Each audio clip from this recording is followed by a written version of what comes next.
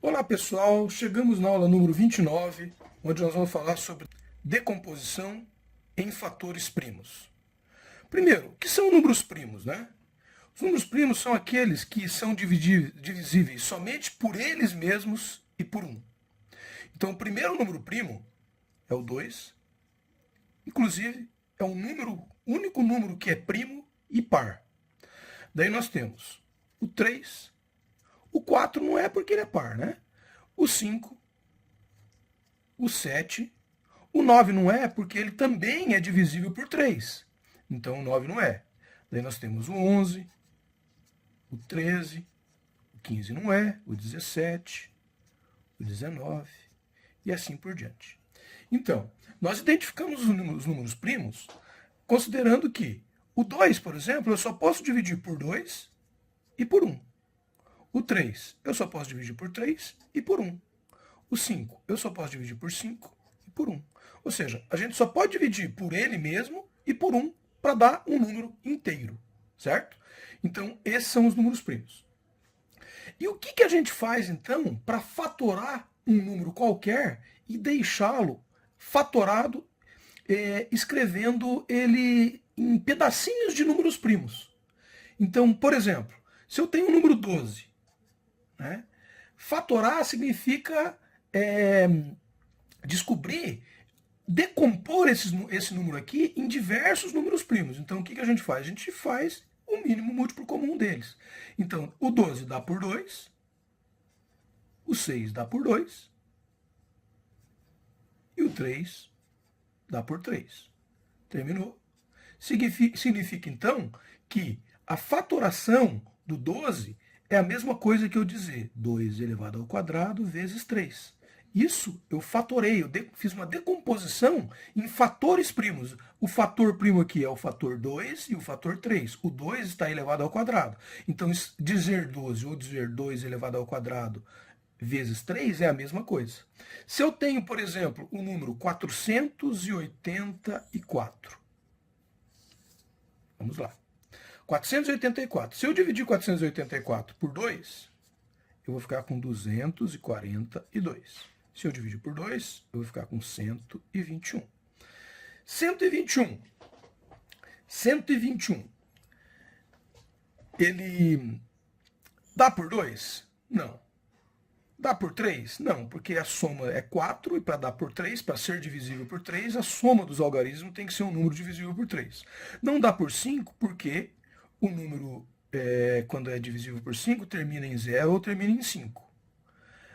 Por 7, a gente poderia até fazer a continha aqui para verificar se dá por 7, né? Então vamos lá. 121 divididos por 7. Dá 1. 1 vezes 7, 7. Para 12, 5. 51 dá por 7?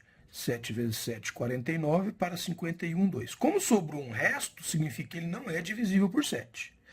E é divisível por 121? É divisível por 121. Por quê? Porque 11 vezes 11 é 121. Então, 11 e aqui sobra 11. Daí, 11 novamente.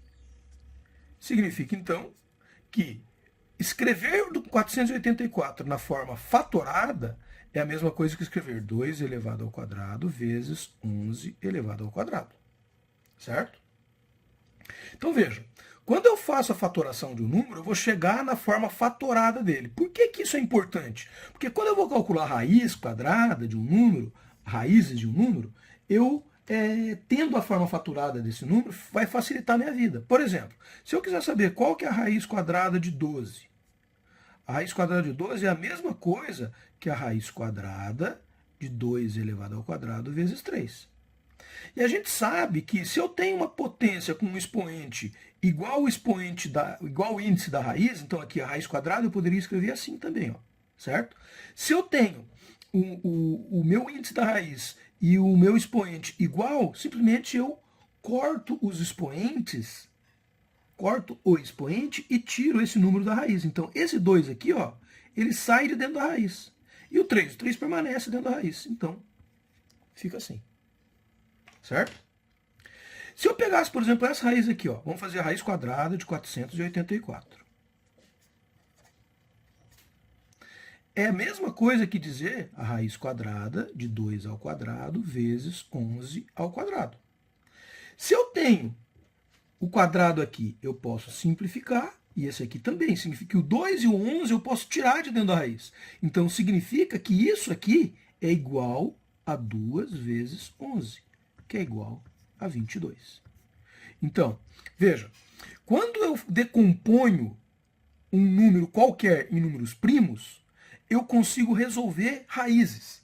Aqui eu fiz exemplo de raiz quadrada, mas vamos supor que eu tivesse o número 16. O número 16 dá por 2, dá por 2 e aqui sobrou 8, né? Dá por 2 novamente, 4, 2, 2, 2, 1. Então, 16 é a mesma coisa que 2 elevado à quarta. Então, se eu quiser, por exemplo, saber a raiz cúbica de 16, é a mesma coisa que eu escrever raiz cúbica de 2 elevado à quarta. Ora, raiz cúbica de 2 elevado à quarta é a mesma coisa que raiz cúbica de 2 elevado à terceira vezes 2. Daí, eu tenho o índice igual, não tenho? Eu tenho esse índice aqui, 3 aqui e 3 aqui. Então, significa que esse 2 aqui pode sair de dentro da raiz. Então, isso aqui é a mesma coisa que 2 raiz cúbica de 2. Veja como é fácil. Basta a gente decompor em fatores primos e a gente consegue resolver qualquer tipo de raiz. É trabalhoso? É. Temos que fazer conta? Tem. Mas a gente consegue resolver. Espero que tenham gostado. Até uma próxima.